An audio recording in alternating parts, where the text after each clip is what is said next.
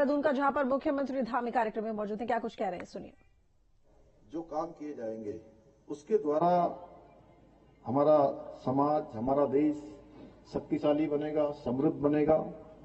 प्रदेश के मुख्य सेवक के नाते हमारी राज्य सरकार, मैं आप सबसे कहना चाहता हूं कि हर बच्चे को शिक्षा का अवसर प्रदान हो, यह भी हमारी प्राथमिकता है, क्योंकि आपने ही भारत का भविष्य संवारना है।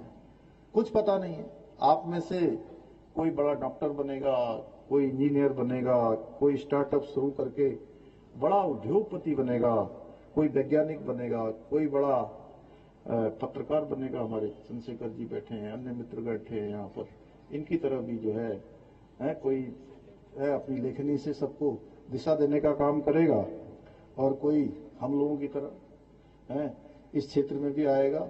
तो कोई इसमें दो चार लोग अगर आ जाएंगे तो कोई खराबी नहीं है, इसमें भी आएंगे, आना चाहेंगे ना आप लोगों में से इस क्षेत्र में भी। समझ नहीं पाए मेरी बात अभी मैंने थोड़ा घुमा के बात कर दी है। मैंने कहा आप लोगों में से कोई मेरी तरह भी बन सकता है, कोई मुख्य सेवक बन के सेवा कर सकता है। बनना चाहोगे कि नहीं? चलिए, बहुत धन्यवाद। मैं आज आपसे एक बात और कहना चाहता हूं कि जो दिल को अच्छा लगे वो कैरियर चुनिए, क्योंकि बिना रुचि के आप कोई भी सफल काम नहीं कर सकते। जब तक आपके मन में नहीं होगा तब तक जो है आप उस दिशा में आगे नहीं बढ़ सकते। अपनी रुचि के अनुसार आगे बढ़ते रहिए, जीवन में सफलता अवश्य मिलेगी। अपने गुरुजनों का, माता पिता का श्रद्धा के साथ उनकी बातों पर विश्वास करिए, श्रद्धा रखिए, आस्था रखिए और उनकी आज्ञा अनुसार आगे बढ़ते जाइए, तो भगवान की कृपा भी आपको मिलेगी।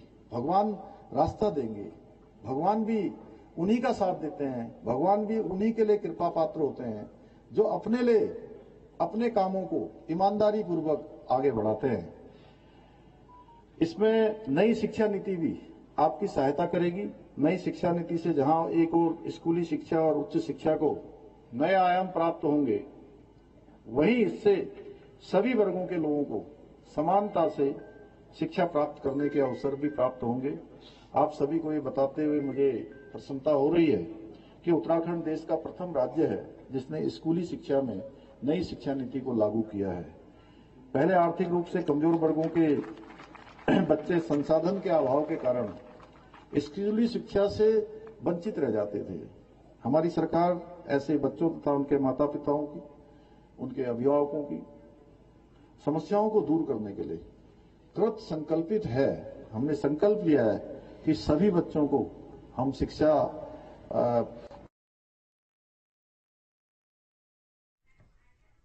तो बता दें कि मुख्यमंत्री धामी, जिन्होंने हॉस्टल का उद्घाटन किया है, देहरादून में मौजूद हैं, कार्यक्रम को संबोधित कर रहे थे और साथ ही कार्यक्रम को संबोधित करते हुए छात्रों को कह रहे थे कि आखिर आगे किस तरीके से अपने भविष्य के लिए आप क्या तय कर सकते हैं। इसके साथ ही उन्होंने अपना एग्जाम्पल भी दिया कि आप चाहें तो जन सेवा के करियर में भी आप अपना जो करियर है वो बना सकते हैं, अपना भविष्य बना सकते हैं। इस तरह से उन्होंने छात्रों से संबोधित करते हुए कई बातें कही।